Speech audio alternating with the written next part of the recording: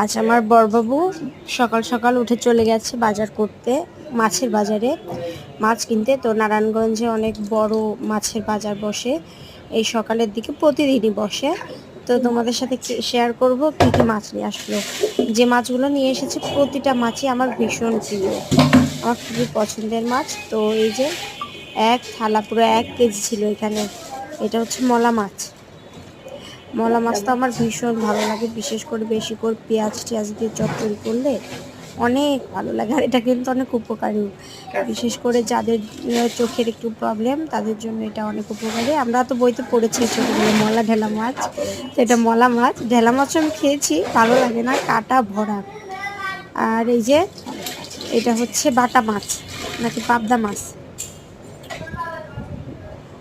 যাই হোক ভিডিওটা কয়েকদিন আগে করে তো আমি ভুলে গেছি আসলে কি মাছ দেখাচ্ছে।